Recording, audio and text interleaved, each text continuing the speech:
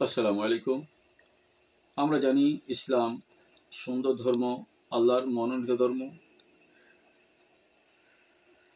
ইসলামের দুটি ঈদ আছে, ঈদুল আদহা এবং ঈদুল ফিতর।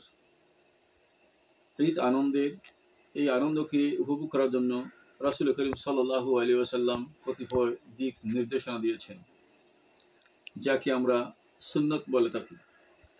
আসুন ধারাবাহিকভাবে আমরা কতিপয় খুবই গুরুত্বপূর্ণ সুন্নতের কথা বলি, যেগুলি ঈদের আদাহা বা ঈদুল ফিতরের আগে বা পরে আমাদেরকে আমল করতে হবে। নাম্বার 1, মসজিদে যাওয়ার আগে গোসল করা এবং পবিত্রতা অর্জন করা। ঈদের নামাজের জন্য গোসল করা ও মিসওয়াক করা সুন্নত। 2 নম্বর সুন্নত, সুন্দর ও উত্তম পোশাক পরিধান করা। মুসলমানদের প্রধান 2 ধর্মীয় উৎসব তথা ঈদুল ফিতর ও ঈদুল আদহার দিন পরিষ্কার পরিচ্ছন্ন, সুন্দর ও সাধ্যের ভেতর সবচেয়ে উত্তম পোশাক পরিধান করা সুন্নত। ইবনুল কাইয়্যিম রাহিমাহুল্লাহ বলেন, রাসূল সাল্লাল্লাহু আলাইহি ওয়াসাল্লাম 2 ঈদের দিন সবচেয়ে সুন্দর ও উত্তম জামাটি পরিধান করতেন। তার একটা বিশেষ স্যুট ছিল যা তিনি 2 ঈদে ও জুমাতে পরিধান করতেন। নাম্বার 3, ঈদগাহে যাওয়ার আগে পানাহার করা। ঈদুল ফিতরের দিন ঈদগাহে যাওয়ার পূর্বে সামান্য কিছু পানাহার করা সুন্নত। তবে ঈদুল আদহার দিন পানাহার করা ব্যতীত ঈদগাহে গমন করা ও নামাজের পর নিজের কোরবানির গোশত দিয়ে প্রথম খাবার গ্রহণ করা সুন্নত। নাম্বার 4, ঈদগাহে যাতায়াতের সময় তাকবীর বলা। ঈদের দিন বেশি বেশি তাকবীর পাঠ করা। ঈদগাহে যাতায়াতের সময় ঈদুল ফিতরের দিন তুলনামূলক নিম্ন স্বরে তাকবীর বলা আর ঈদুল আদহার দিন উচ্চ স্বরে তাকবীর বলা সুন্নত। পবিত্র কোরআনে সূরা বাকারার 185 নম্বর আয়াতে আল্লাহ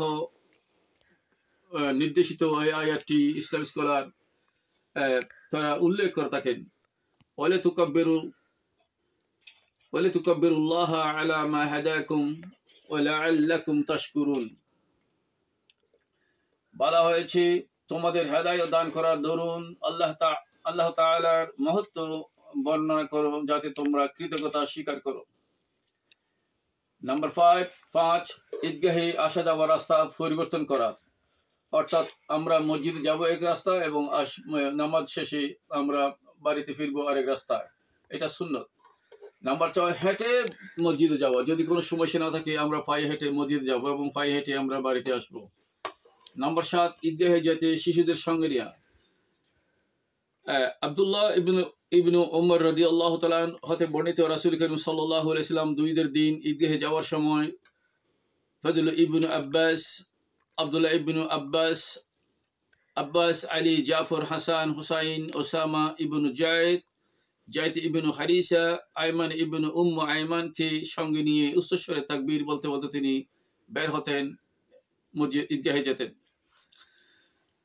নাম্বার 8, ঈদের শুভেচ্ছা বিনিময় করা।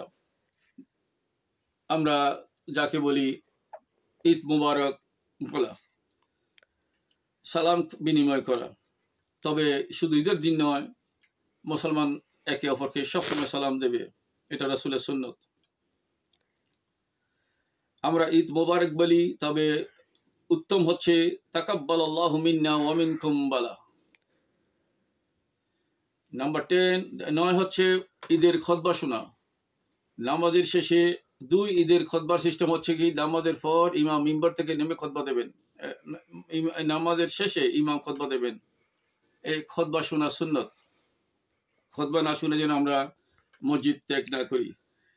নাম্বার 10 হচ্ছে ঈদগাহ থেকে ফিরে নফল আদায় করা। মসজিদে কোনো নফল নামাজ আগে বা পরে নফল নামাজ না পড়ে বাসায় এসে 2 রাকাত নফল নামাজ রাসূল করিম সাল্লাল্লাহু আলাইহি ওয়াসাল্লাম পড়তেন, এটা সুন্নত।